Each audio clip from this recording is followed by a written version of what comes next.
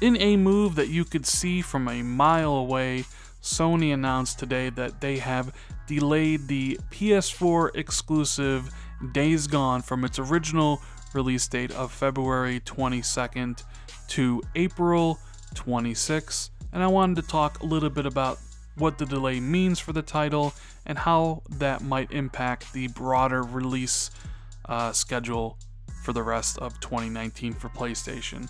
What is going on, guys? Randall, Thor 19, the man with the million, back again with another video. And you knew it was only a matter of time before this happened, especially when about a million other games claimed the release date of February 22nd.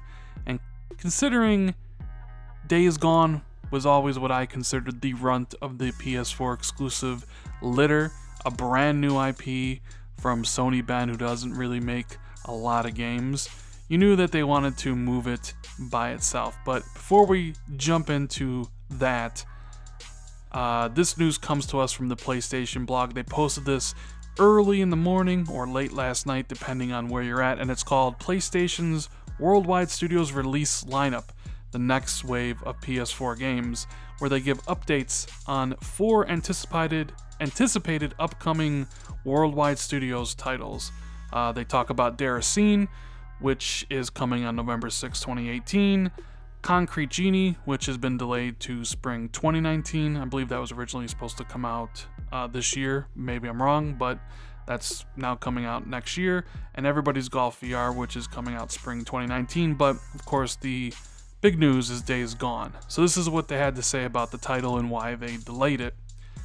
We want to share a change in release date for this highly anticipated title from Bend Studio. We recently decided to move the release date of Days Gone from the crowded February timeframe to April 26, 2019. While the studio is eager to see Days Gone in the hands of fans, Bend Studio will take the opportunity to further polish Days Gone. As PlayStation fans already know, Days Gone is an open-world action game set in the high desert of the Pacific Northwest, traversing harsh landscapes on their drifter bikes. Players must fight for resources as they attempt to survive broken roads, unpredictable weather, attacks from other human factions, infected wildlife, and roaming freakers, a brutal, dynamic world that is dangerous both day and night. So, they're basically saying, look, we want to polish the game. We want to make sure it's the best it can possibly be. And I think this is a great move. It's the right move to do to move it out of that crowded window. But they did also end this update with something very interesting as well. They go on to say, we know many of you will want to know about key upcoming titles such as the beta for Dreams, Blood and Truth, Death Stranding, Ghost of Tsushima, and The Last of Us Part 2. The studios are hard at work polishing up these epic PS4 games, but we aren't yet ready to share a release timeframe. When that news is available, rest assured you'll be the first to know. And we're going to talk about that in just a few minutes. But honestly, this is the best news for the game.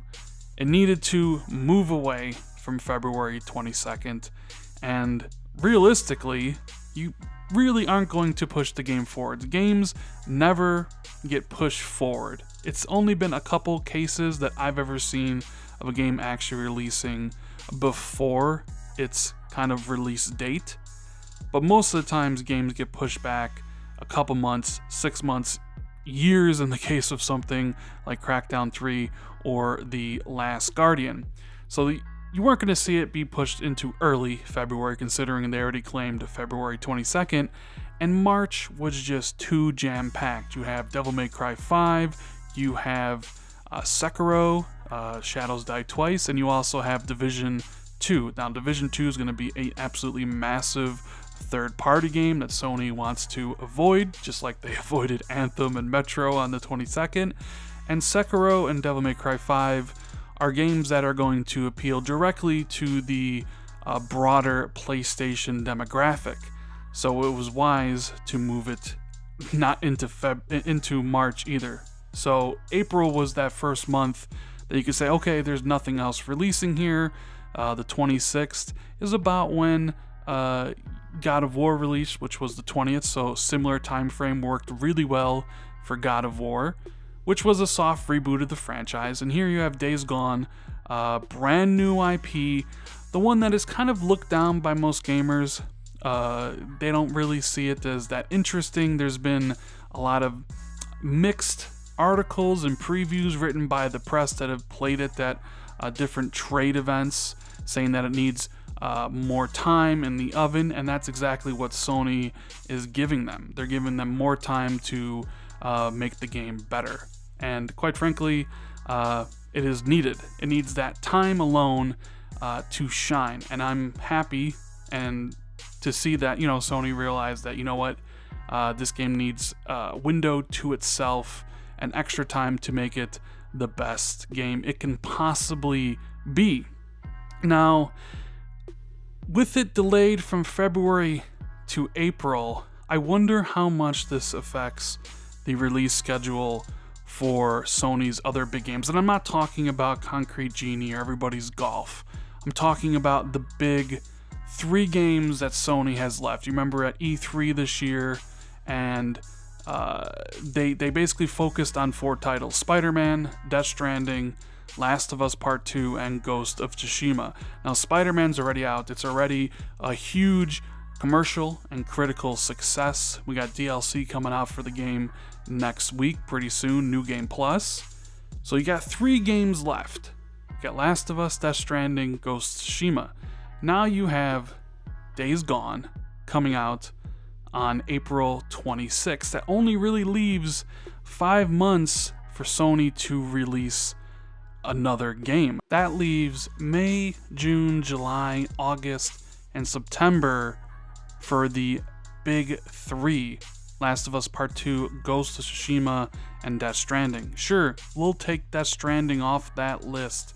It's probably a 2020 title, so that leaves 5 months for either one of those games, 2 of those games, or none of those games. I really don't think it's going to be none, so I think it's going to be at minimum 1.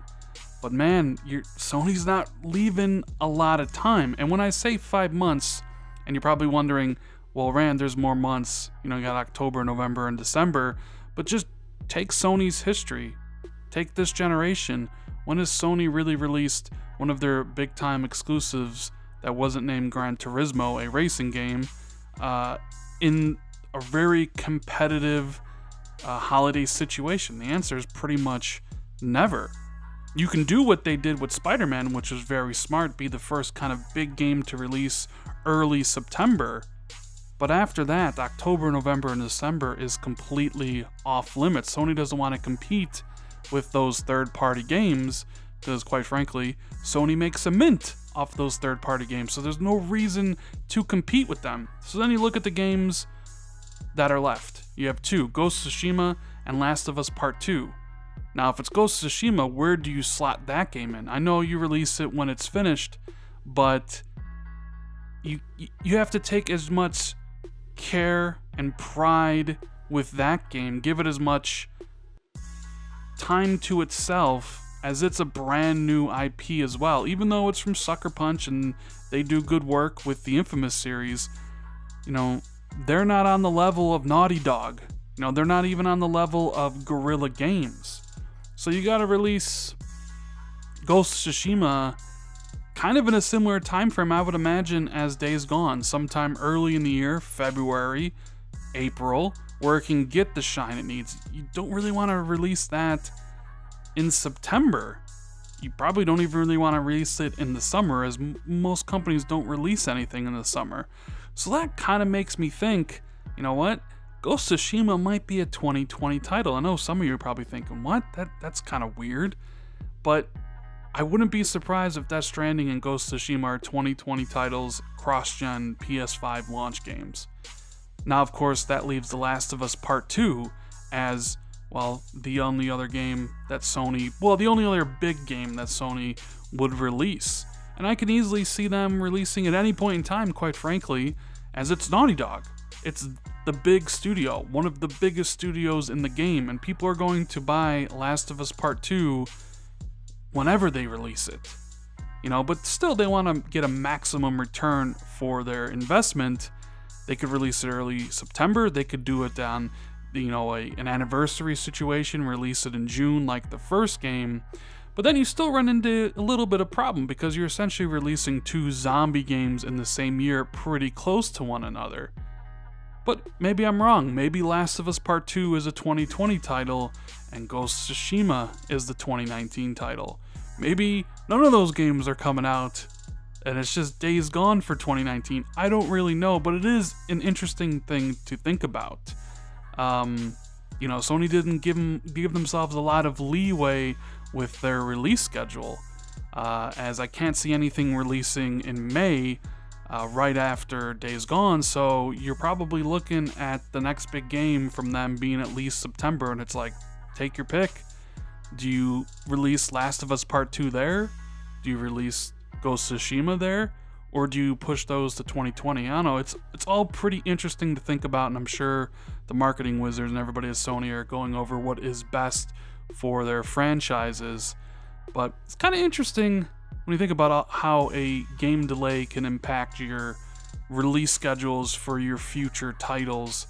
Maybe a different game gets more polished because now you don't need it as soon, so Ghost of Tsushima can benefit from it. But I'm really interested in seeing how Days Gone plays out because, quite frankly, I'm not that interested in the title. I'm still not interested in the title that much.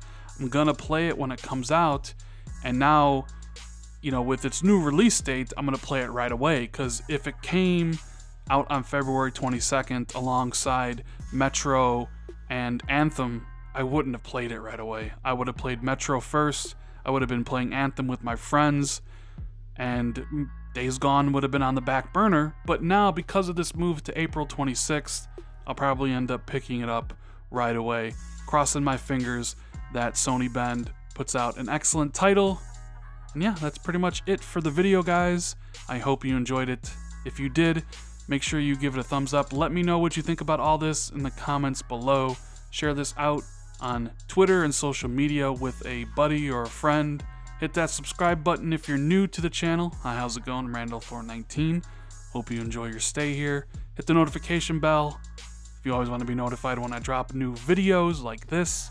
Thank you guys so much for watching. I greatly appreciate it, and I'll see everybody in the next video.